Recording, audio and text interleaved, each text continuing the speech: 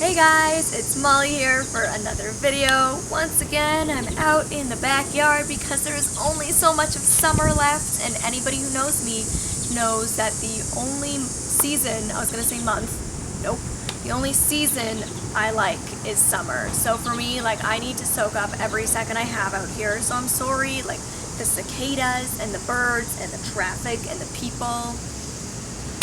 I apologize in advance for that car right there. My car. Anyways, so as you can see from the title, today's video is about how and why I look at things.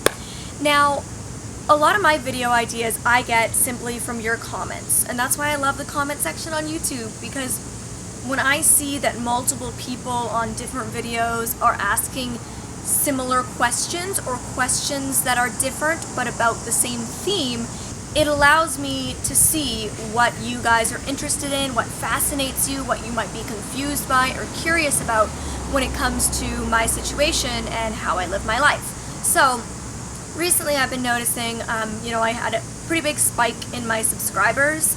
I've had multiple collab videos, so I know a lot of you people have been coming over from Becky's channel or Tommy's channel or Ricky's channel, whoever's channel that I've done a collab with, so thanks for coming on over. And I've been noticing more and more questions about things like how I look at things or why I look at things. And I just wanted to sit down and chat about it. So it's going to be one of my classic rambly Molly videos where I just kind of talk about my thoughts and my feelings and why I do what I do and how I live how I live. So if that interests you, then keep watching. Now there is multiple reasons why or how I look at things. One of the questions I got a lot, especially on the video I did with Tommy, which if you haven't seen, I'll link both of our videos down below, you should go check them out. It's a pretty fun challenge, I think. And a lot of people were wondering how I was looking from Tommy to the camera, how I was looking exactly at Tommy's face, that kind of thing. Now when it comes to looking at a person, honestly it's pretty simple. I listen to the sound of their voice. I could see for 14 years, so I'm pretty good at knowing the ratio of mouth to eyes. So as long as I hear where somebody's voice is coming from, I know where to look at their face. And honestly, that's the easiest, most honest, basic answer I can give you. It's just I listen to where their voice is coming from, and boom, I can look at them. And then when it comes to turning from Tommy to the camera, well, the same way I look at my camera when I film, we had a light on top of the camera that our camera guy was filming on. So I just looked at sound of voice, light, sound of voice, light, sound of voice, light. There it goes. Conversation, that's how that was able to happen. And that's how I'm able to do that when I'm having conversations with multiple people and I'm looking back and forth between the multiple people in the conversation, is just listening to the voice and where it's coming from and following that. So that's honestly the best answer I can give you for that. Another one I was getting a lot is that it's interesting that I look at things when I'm doing things. So that was extremely vague. Good one, Molly. What I mean by this is I recently did a swap with yesterday's wishes, or Lucy. I'll link that down below as well. And in that video, as I was opening the gifts, I was looking at what I was doing, and then when I pulled the gift out of the packaging, of the wrapping, I was looking at it. And that's something I do with a lot of things. And there's a few reasons I do that. Mainly it's instinct. So somebody who's been blind from birth, I'll use Tommy as an example again because many of you know his channel. He's been blind from birth. So he never really would have developed or easily learned, I don't know what I would call this, I don't want to call it body language, because that's not really what it is. Although I guess it is. I don't know.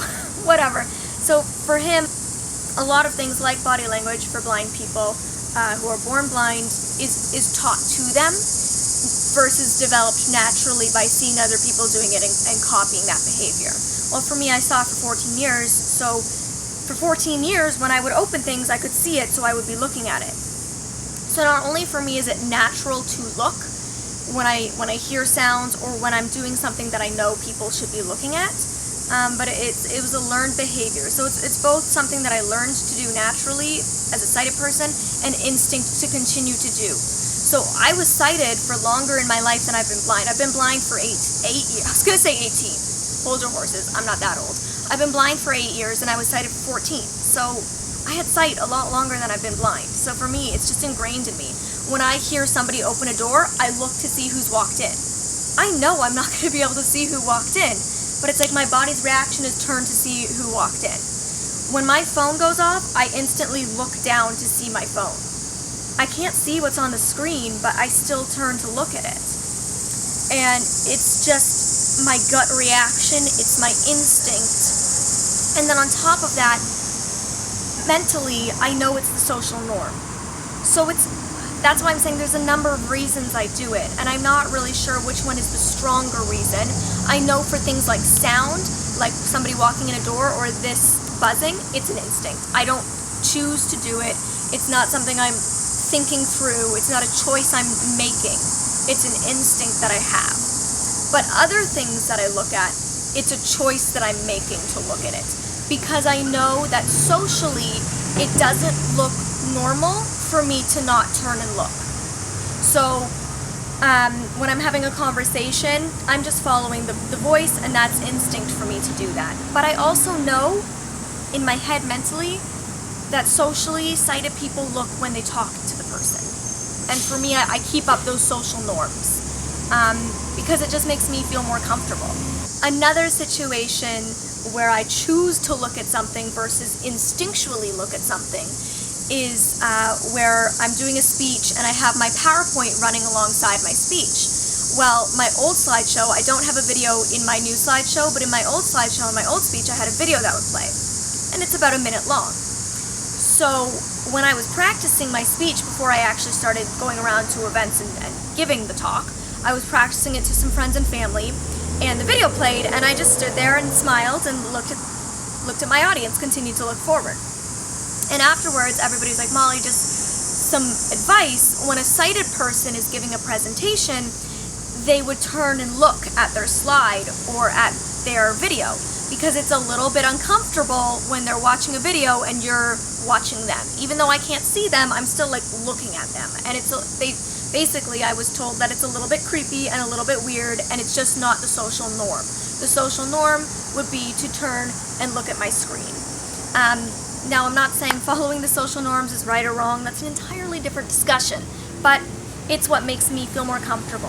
So from then on, I was like, okay, got it. And every time that video played, I would turn and I would look at my screen, just like everybody else in the audience was looking at the screen. So there's different reasons I look. Some of it is instinct, some of it is choice. And there's different ways that I look at things, like I explained with looking back and forth. And then there's things like, I know I already touched on looking at my phone, the sound, it's just an instinct to look at my phone when I text message. I don't know, it kind of feels weird to like sit like this and text.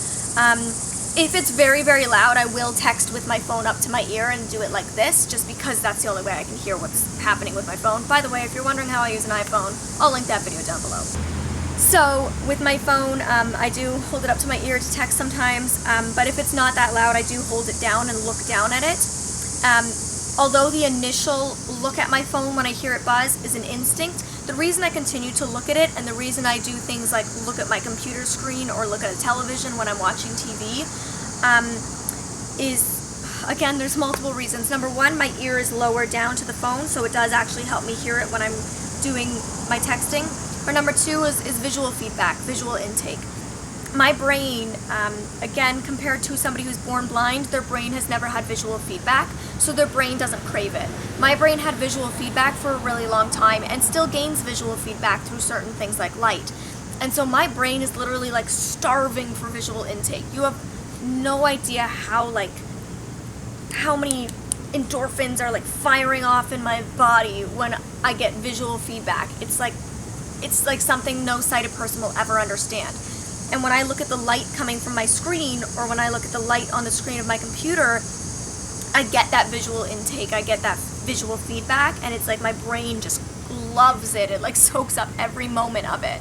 And it's like that with any light. I think I touched on this in my RP video, also linked below. But when I'm really tired and my brain just needs visual stimulation, I'll be sitting at a restaurant and I'll be like, my eyes are glued to a light on the ceiling or glued to the flame of a candle on the table, because, and I don't have a choice at that point. Like, my eyes are just glued to that thing, and I physically, it's very difficult for me to tear my eyes away because my brain just like needs that stimulation and that feedback. So I know there was like a lot of information in this video, and I really should probably organize these thoughts a little bit better before I sit down and film. But classic Molly, it's just rambling all over the place with a lot of information on how and why I look at things. But anyways, I hope that was somewhat interesting or helpful. It gave you some insight into, I'm not going to say the life of all blind people, but my life as a blind person. And as always, if you enjoyed this video, thumbs it up. Subscribe for more, and I'll see you next time. Bye, guys.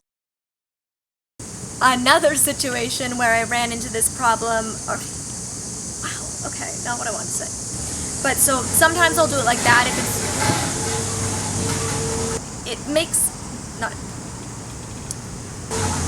wow, that was aggressive. Okay, of that, I'm gonna let that go past. Okay. We're gonna wait a minute. When I'm watching a movie, I'm often looking at the screen. No, I don't want to go there yet. Okay, I feel like I have a hair stuck to my lip gloss. That's, yep, there we go. Move along, move along, move along. The worst, am I right, ladies? Or boys, I don't know.